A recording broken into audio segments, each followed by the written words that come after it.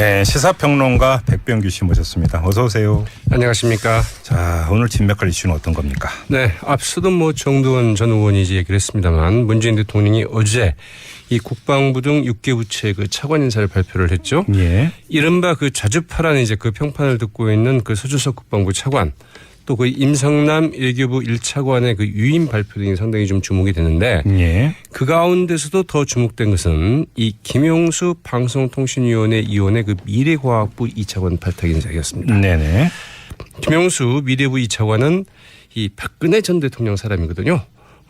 박근혜 전 대통령 때 그 청와대 그 미래전략수석 비서관실 비서관 출신이죠. 그래서 이제 그 미래과학부 그 정보통신정책실장을 역임한 부여권 인사인데, 네. 특히 이제 그 지난해 4월에 이 황교안 대통령 권한대행이 야당과 그 방송계의 그 거센 반발에도 불구하고 이 방송통신위원회 그 상임위원으로 임명을 해서 이른바 그 방통위 그 알박기 논란을 빚었던 인물이기도 하죠. 예. 문재인 대통령이 그런 구여권 인물을 왜 미래과학부 2차관으로 발탁 인사했을까? 그 맥락 좀 살펴보도록 하겠습니다. 그냥 그 단순하게 탕평 인사 이렇게 해석하면 안 되는 겁니까? 그거는 아니죠. 그건 아닙니까? 그렇습니다. 네. 예. 아니 그 아무리 한다더라도 그 자유한국당 그것도 이제 구 박근혜 대통령과 박근혜 전 대통령과 뭐 탕평 인사 할 이유는 없죠. 그래요? 그럼 어떤 맥락이 있는 겁니까? 일단 뭐 신의 한 수다 이런 이제 평가도 나오고 있습니다. 왜냐하면 이 문재인 대통령의 그 집권에도 불구하고 그 방송통신위원회 자칫하면 이 정부 여당이 주도권을 그 야권에 뺏길 수 있는 이런 구도가 될 뻔했습니다. 그러나 이번 인사로 그 정부 여당이 이 방송 정책 전반에 대한 주도권을 좀 확보할 수 있게 됐기 때문이죠. 그 무슨 그러니까 인적 구성 얘기를 좀 해야 될 것 같은데. 그렇죠. 예. 그렇죠. 이제 그 방송통신위원회 그 인적 구성 이야기를 좀 해야겠는데요. 예. 이 방송통신위원회는 모두 그 5명의 위원으로 구성이 되죠. 여야 추천 위원 수가 3대 2 구도입니다. 네. 그래서 항상 3대 2 이런 결정이 나는 경우가 많죠. 이 대통령이 이제 방송통신위원회 위원장과 위원 1명을 이제 그 지명하게 되고요.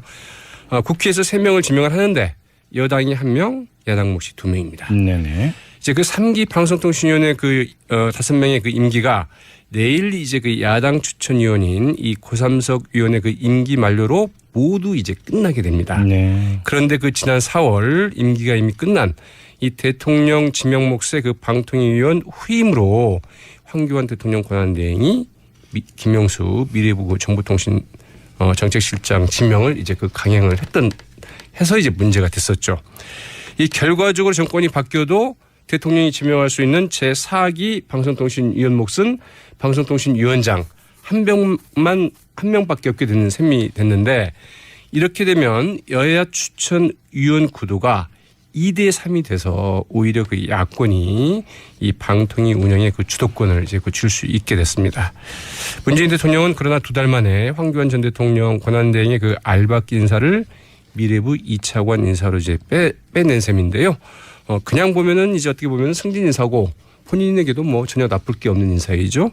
그러나 이제 문재인 대통령과 그 집권 여당으로서는 이 방송 적폐 청산을 위한 교두부를 확보할 수 있는 인사였다. 그래서 뭐 신의 한 수다 이런 이제 평판이 나오고 있는 거죠. 그 꼼수라는 지적도 나온다면서요? 맞습니다. 이 자유한국당이 아주 그 발끈하고 있습니다. 자유한국당의 그 김성원 대변인 어제 이제 곧바로 그 서면 논평을 발표를 했는데요. 이 김용수 미래부 2차관 인사에 대해서 전례 없는 방통위원 빼나가기 인사다. 언론 장악을 위한 꼼수다. 이제 이런 논평을 발표를 했습니다. 전 정권 인사를 빼내서 그 현 정권에 맞는 인사를 그 방통위에 그 앉히기 위한 것으로 방송 장악을 위한 그 예정된 시나리오가 아닌지 심히 우려스럽다. 이런 논평을 이제 발표를 한 것이죠. 자유한국당의 이런 입장을 어떻게 평가하십니까? 자, 정말 뭐 좀 가슴이 좀 답답합니다. 그리고 이제 그 객관적으로 얘기를 하자면 뭐 전형적인 내로남불. 내가 하면 로맨스, 남이 하면 불륜이다. 이거죠? 그렇죠. 네. 지난 9년 동안 이명박 박근혜 정권이 그 방송을 좀 어떻게 만들었는지를 좀 생각할 때 과연 이런 말을 이렇게 그 스스럼 없이 해도 될까 싶기도 한데요. 이 지난 9년 집권 때 그 철저하게 사실은 방통위 등에서 그 수적 우위로 좀 밀어붙였고요. 현행법과 제도가 사실은 그 대통령과 그 집권 여당에게 방통위 운영은 물론이고 뭐 KBS 이사회랄까 MBC 이사회 뭐 다들 방문진 이사회 이런 데서 그 수적 주도권을 좀 부여하고 있는 것은 사실입니다. 말하자면 이제 그 국민의 그 대표성을 좀 인정을 하는 건데요. 예. 문제는 이 보수나 진보 이 성향에서 차이는 있을 수 있겠지만 이제 과연 어떤 인물들을 그런 자리에 앉히느냐. 이 방송의 공정성과 독립성을 좀 중시할 줄 아는 최소한 기본적인 금도는 있는 사람들을 이제 그 앉히느냐 마느냐 이게 좀 굉장히 관건인데요. 그러나 그동안 그 지난 9년 동안 어떻습니까? 정말로 해도 너무한다 싶을 정도로 이렇게 굉장히 그 당파적인 인물들을 방통위원이나 그 공영방송 이사진에 앉히는데 그 주저하지 않았죠. 그 결과 그 각종 여론조사에서 이 KBS나 MBC의 신뢰도 정말 이 민영방송 혹은 뭐 종편에 비해서 그냥 크게 뚝 떨어지는 이런 좀 상황을 보이고 있기도 하고요. 이 최근 그 여론조사에서도 보면은 이 공영방송이 그 제 역할을 못했다 이런 평가가 무려 뭐 70%를 넘을 정도이기도 합니다. 이 새 대통령 선출을 한 달 정도 남기고 황교안 대통령 권한대행이 자신의 권한이라며 임기 3년짜리 그 방통위원 지명을 그 가해한 것 자체도 사실은 그 상식적으로 맞지 않은 좀 권한남용 아니냐. 뭐 이제 이런 지적도 좀 나오고 있죠. 어렵게 볼 거 없고요. 승진 인사죠. 그러니까 본인이 오케이 한 거죠. 김영수 위원이. 그렇다고 봐야죠. 맞습니다. 그러니까 평양감사 법칙이라는 게 있지 않습니까? 평양감사도 자기 하기 싫으면 못 하는 거고 오케이 하면 하는 거고 네. 뭐 그렇게도 읽을 수 있는 게 아닐까 싶은 개인적인 생각을 해보면서 마무리하겠습니다. 시사평론가 백병규 씨였습니다. 고맙습니다. 네, 고맙습니다.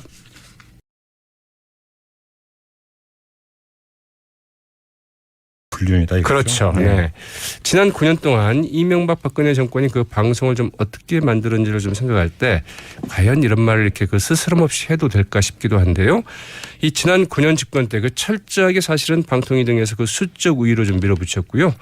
현행법과 제도가 사실은 그 대통령과 그 집권 여당에게 방통위 운영은 물론이고 뭐 KBS 이사회랄까 MBC 이사회 뭐 다들 박문진 이사회 이런 데에서 그 수적 주도권을 좀 부여하고 있는 것은 사실입니다. 말하자면 이제 그 국민의 그 대표성을 좀 인정을 하는 건데요. 예. 문제는 이 보수나 진보 이 성향에서 차이는 있을 수 있겠지만 이제 과연 어떤 인물들을 그런 자리에 앉히느냐. 이 방송의 공정성과 독립성을 좀 중시할 줄 아는 최소한 기본적인 금도는 있는 사람들을 이제 그 앉히느냐 마느냐 이게 좀 굉장히 관건인데요. 그러나 그동안 그 지난 9년 동안 어떻습니까? 정말로 해도 너무한다 싶을 정도로 이렇게 굉장히 그 당파적인 인물들을 방통위원이나 그 공영방송 이사진에 앉히는데 그 주저하지 않았죠. 이 대통령이 이제 방송통신위원회 위원장과 위원 1명을 이제 그 지명하게 되고요.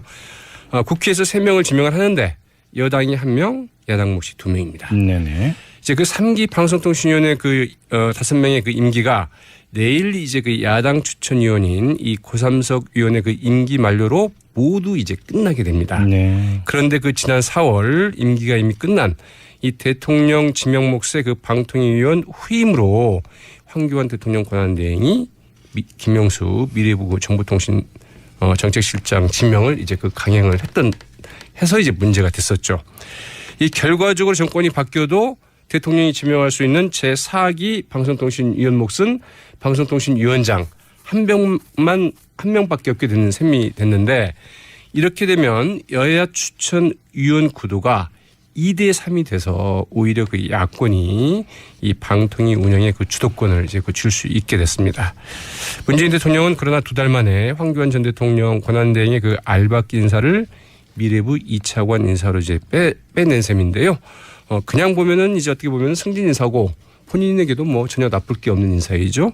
그러나 이제 문재인 대통령과 그 집권 여당으로서는 이 방송 적폐 청산을 위한 교두부를 확보할 수 있는 인사였다. 그래서 뭐 신의 한 수다. 이런 이제 평판이 나오고 있는 거죠.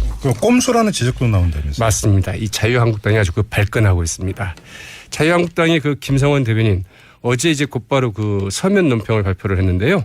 이 김영수 미래부 2차관 인사에 대해서 전례 없는 방통위원 빼나가기 인사다. 언론 장악을 위한 꼼수다. 이제 이런 논평을 발표를 했습니다. 전 정권 인사를 빼내서 그 현 정권에 맞는 인사를 그 방통위에 그 앉히기 위한 것으로 방송 장악을 위한 그 예정된 시나리오가 아닌지 심히 우려스럽다. 이런 논평을 이제 발표를 한 것이죠. 자유한국당의 이런 입장을 어떻게 평가하십니까? 자, 정말 뭐 좀 가슴이 좀 답답합니다. 그리고 이제 그 객관적으로 얘기를 하자면 뭐 전형적인 내로남불 내가 하면 로맨스, 남이 하면 네, 시사평론가 백병규 씨 모셨습니다. 어서 오세요. 안녕하십니까. 자, 오늘 진맥할 이슈는 어떤 겁니까? 네, 앞서도 뭐 정두원 전 의원이 이제 얘기를 했습니다만 문재인 대통령이 어제 이 국방부 등 6개 부처의 그 차관 인사를 발표를 했죠. 예. 이른바 그 좌주파라는 이제 그 평판을 듣고 있는 그 서주석 국방부 차관 또 그 임성남 외교부 1차관의 그 유임 발표 등이 상당히 좀 주목이 되는데 예. 그 가운데서도 더 주목된 것은 이 김용수 방송통신위원회 위원의 그 미래과학부 2차관 발탁 인사였습니다. 네네. 김용수 미래부 2차관은 이 박근혜 전 대통령 사람이거든요. 박근혜 전 대통령 때 그 청와대 그 미래전략수석 비서관실 비서관 출신이죠.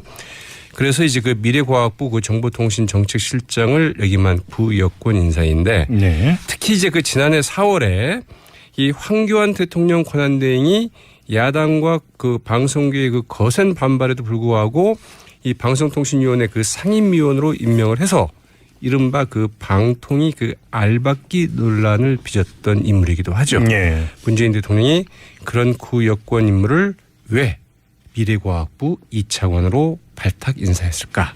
그 맥락 좀 살펴보도록 하겠습니다. 그냥 그 단순하게 탕평 인사 이렇게 해석하면 안 되는 겁니까? 그거는 아니죠. 그건 아닙니까? 맞습니다. 네. 예. 아니 그 아무리 한다더라도 그 자유한국당 그것도 이제 구 박근혜 대통령과 박근혜 전 대통령과 뭐 탕평 인사 할 이유는 없죠. 그래요? 그럼 어떤 맥락이 있는 겁니까? 일단 뭐 신의 한 수다 이런 이제 평가도 나오고 있습니다. 왜냐하면 이 문재인 대통령의 그 집권에도 불구하고 그 방송통신위원회 자칫하면 이 정부 여당이 주도권을 그 야권에 뺏길 수 있는 이런 구도가 될 뻔했습니다. 그러나 이번 인사로 그 정부 여당이 이 방송 정책 전반에 대한 주도권을 좀 확보할 수 있게 됐기 때문이죠. 그 무슨 그러니까 인적 구성 얘기를 좀 해야 될 것 같은데. 그렇죠. 예. 그렇죠. 이제 그 방송통신위원회 그 인적 구성 이야기를 좀 해야겠는데요. 예. 이 방송통신위원회는 모두 그 5명의 위원으로 구성이 되죠. 여야 추천 위원 수가 3대 2 구도입니다. 네. 그래서 항상 3대 2 이런 결정이 나는 경우가 많죠.